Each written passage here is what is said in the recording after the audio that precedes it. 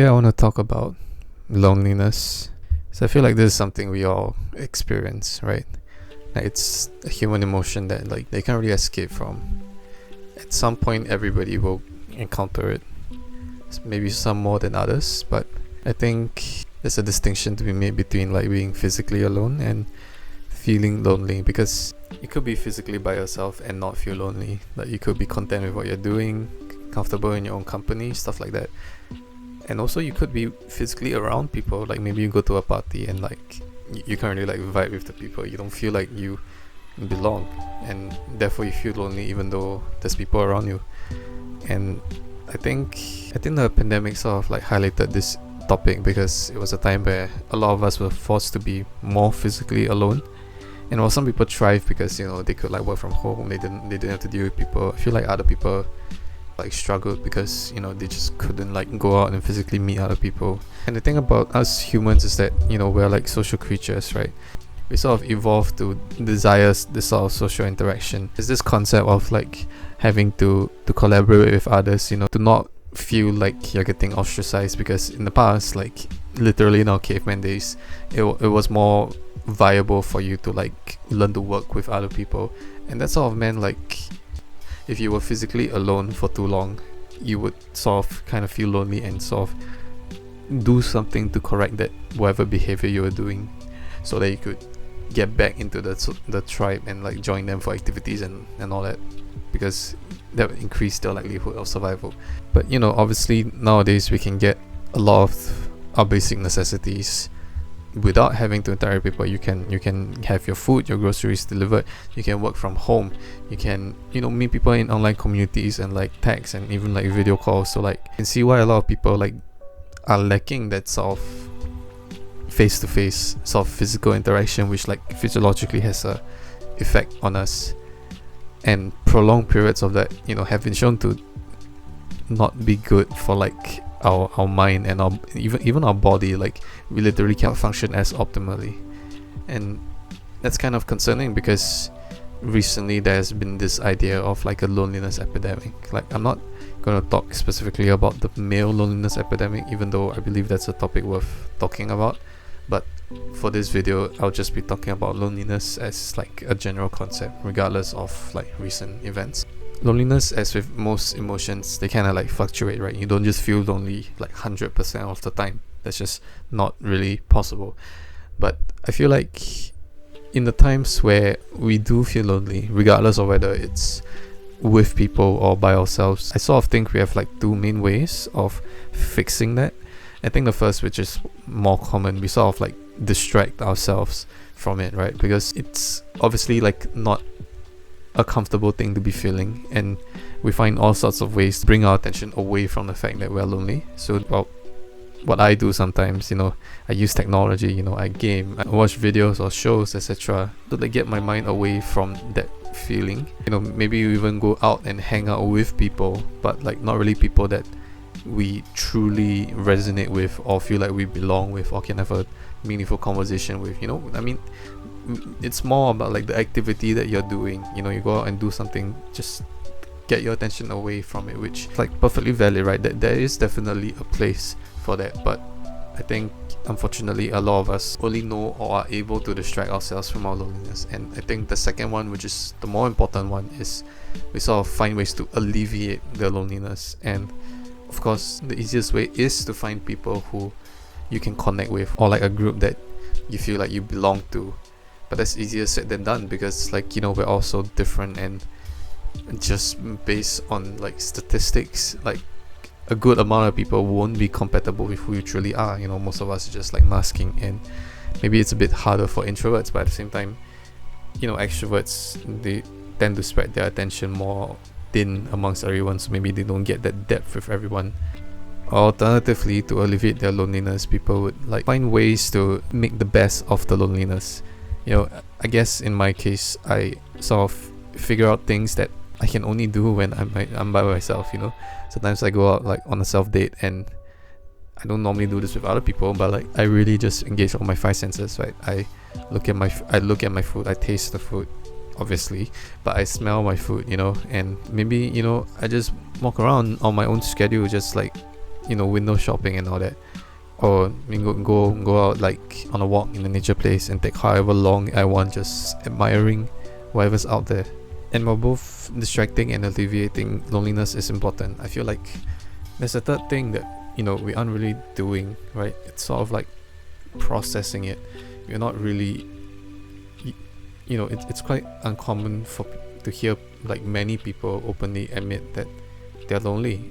Maybe you might hear it from like your closest of friends or family, but like that's about it. And I kind of want to change that by first like sharing, or at the very least like talking about it, so it's not some like taboo thing that everybody avoids, right?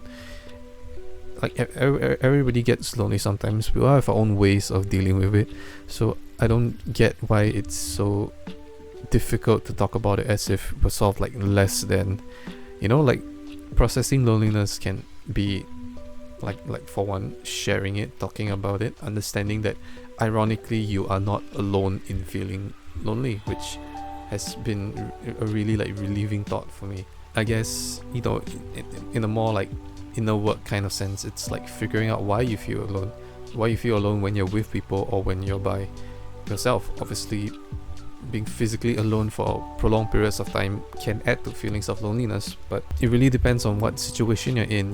Like I think fundamentally that you just can't resonate with certain people, and I would sort of rank the three things that I mentioned in that order. Like distracting yourself is the easiest because there's so much distractions out there. Alleviating it is harder, but processing it is probably the hardest. And like if it's a serious problem like it was and still is for me, you might probably benefit from seeing a therapist or like talking to a close friend about it who's willing to talk about it. But even that has its limits, right? Because you can only see those people and have those kind of conversations every so often. And so I do want to talk about like what can you do if you are really experiencing like chronic loneliness, like that kind of loneliness that is so crushing that you can't even do those three things, or maybe you just fully go into distracting yourself until you physically or emotionally can't anymore.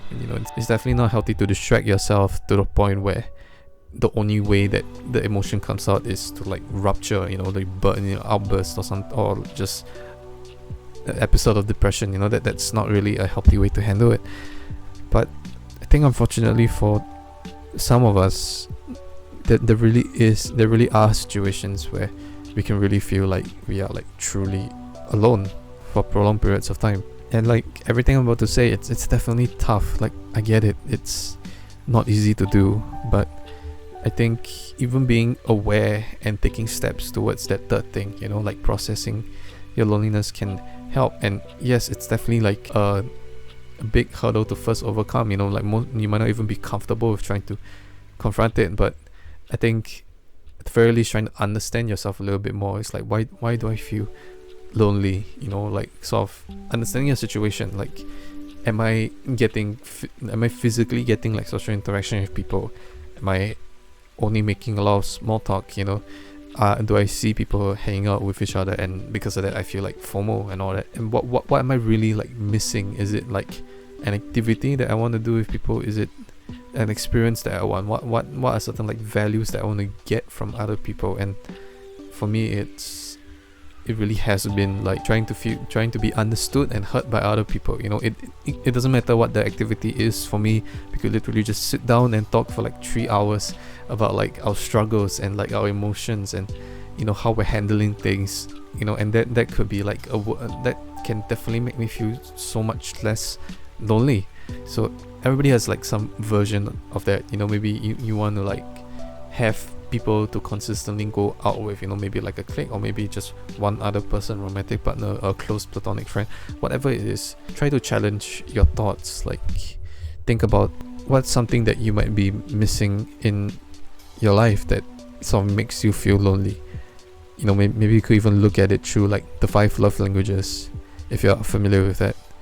Or maybe understand your triggers, like what sort of causes you to feel lonely, and maybe how to like avoid them. Like definitely social media has been like a huge cause of that, because as you know, it's like very curated, you know, it's full of like positive experiences. You just see people having fun all the time, celebrating, having birthday parties every day, and it's like there's this false illusion that everyone is just happy and you're the only one there, you know, not being happy. And that can be so like harmful, because it's only after I make a very intentional effort to use less of it, you know, sometimes straight up deleting my apps for like a few weeks at a time, that I sort of realized that actually I do need a certain amount of time by myself. And all these social media posts just keep implying to me that there's something so wrong with that I should be doing what these people are doing or having what they have, and then that makes me feel so lonely because those people are happy and I just wasn't happy with myself when I was alone. I think the next thing would perhaps be figuring out how to alleviate your loneliness by yourself. And I'm not sure whether this is applicable to extroverts because I'm an introvert.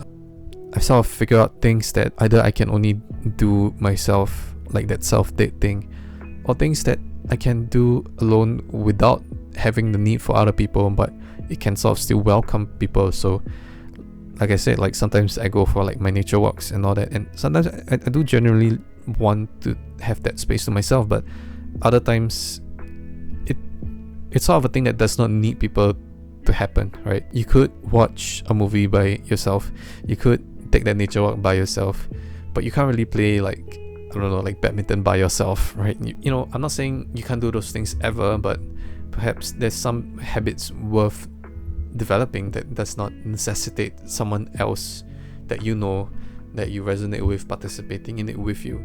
It could even be like activities that have a lot of people, like, you know, maybe like a yoga class. It might sort of be overlapping with distracting a little bit, but I feel like the difference is that you sort of like give yourself room to sort of like sit with that loneliness. It's not feeding your brain with so many other things like dopamine or like other forms of stimulation to the point where your brain is unable to focus on that loneliness. I'm not saying like stare it right in the face and like, you know, get even more upset about it, but it's just sort of like let it sit with you. Sort of acknowledge that, okay, like I'm feeling lonely. That's normal. It sucks, and maybe I can't find ways to deal with that right now. But again, loneliness, as with all emotions, will pass, and maybe it might take physically meeting someone else, or having a call with someone else who understands me to fully, you know, cleanse it away. But like, it isn't a constant. I won't always just be feeling this lonely, and that's okay. Perhaps the very last thing that I would want to suggest is changing the perception of loneliness, because I think in a very extroverted based society, or rather society that sort of values extroversion, we sort of internalize very quickly when we're young, for some reason, that being alone, it's akin to being like a loner or a loser, like as if that sort of like lowers your value as a person. And maybe that comes from a more naive place, you know, in our younger years, maybe in like primary or secondary school, where, you know, like you're sort of forced to be with each other every day, and so you just sort of like get into cliques and all that, and everybody just seems to be like, you know, everyone's trying to be popular, everybody thinks about what the other person is thinking. So there's this idea that if you're alone, it's not because you choose to be, but because you have no other choice but to be alone. And like maybe that can even be true, like even for me, for you right now, but I think that's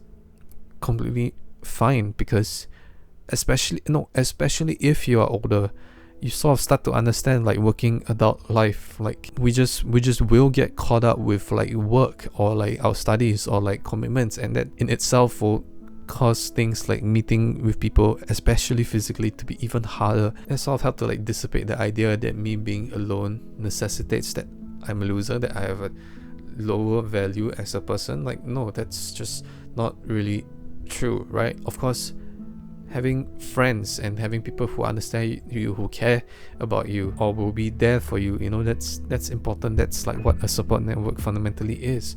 I realized for the longest time, when I wasn't like physically like interacting with people and I'm by myself, even though that's what my introvert self like truly needs more of, but like I just don't see myself in a very positive light, because like I hate myself. Then I keep trying to find ways to alleviate my loneliness by finding other people, but I'm not able to do that, and I don't know how to alleviate it by myself. I just sort of look at myself in such a negative light, like as if I deserve to be alone or that it's my fault for being alone, when the reality nowadays, with what I mentioned about technology, about getting older and like having less time to just like socialize, and even harder to find people who resonate with you, especially as an introvert. If you're an introvert watching this, I know, I really know. And sort of this new normal that I'm trying to get used to, in uni, where lots of people, especially those older than me, have told me that, oh, uni, it's like meant to be this like, fun time, like, yeah, you need to study, but like, it's your big social pool, you need to go out, you need to have fun and all that. But I'm realizing that like, well, no, like just trying to get my studies together while still decently taking care of myself and my mental health is already taking everything out of me. And maybe that means that I'll just socialize less and find less people to connect with, and I'm still trying to learn how to be okay with that, and perhaps some people will fall into that lone wolf mindset where it's sort of just like, I don't really need anyone to get by. That might be a mindset worth having, but like maybe in like moderation, I don't think I've sort of reached that point where even when there are opportunities for me to socially interact with or without the expectation to bond, I would like actively decide not to do it when I have the capacity, energy, social battery to do so, right? And maybe that's something I don't understand very well. Maybe there's some sort of like trauma behind that, and admittedly, like some of my trauma still keeps me from interacting with people as much as I want to, and that's still a process. But I'd say even most sort of lone wolves sort of understand that concept, that they don't want to be in that mindset forever, that it's not ideal, that maybe given a better environment or opportunity, they will want to like come out of it. Sometimes we're just constrained by our circumstances. We just have so much responsibilities and not enough time or energy or money even, or like you can't physically meet people. And I'm sorry I don't have a better solution, but it really boils down to sort of being in survival mode, right?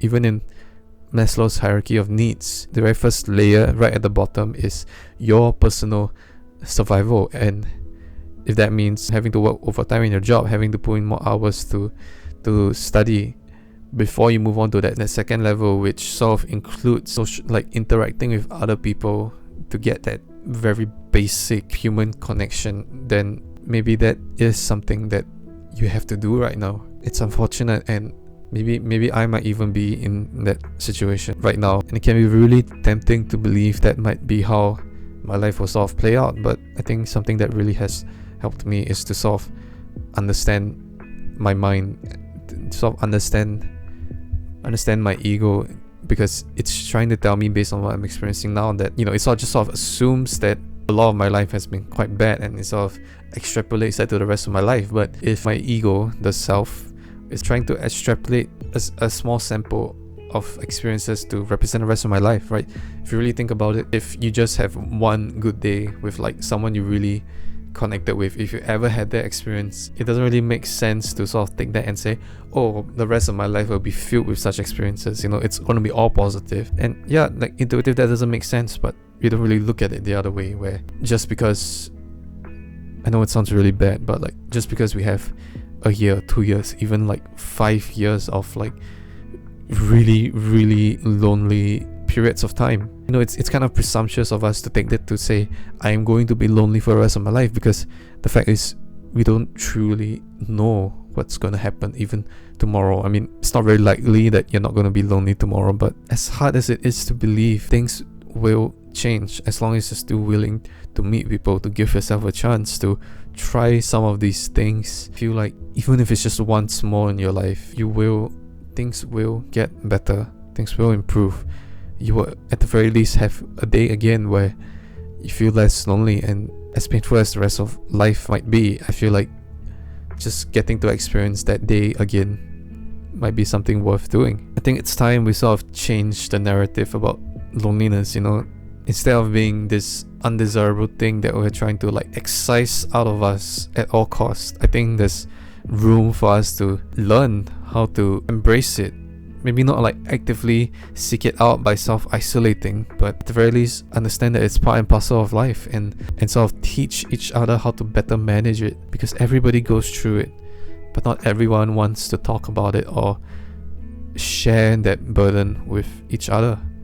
And like I said, we're not alone in feeling lonely. So if you have felt lonely before and you don't mind sharing it, please write a comment so that other people can see it. Because if you take anything away from this video, it's that you are not alone in feeling lonely, and that's actually quite comforting.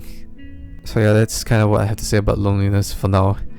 I know it's kind of like a more down topic, but you know, as I alluded to earlier in my previous videos, it's gonna be more heavier or more like mental health topics. So, you know, you're in for a treat if you like that kind of stuff. But either way, I'll see you guys in the next video, whenever that is. My voice is kind of dead. I'll go for now. Bye.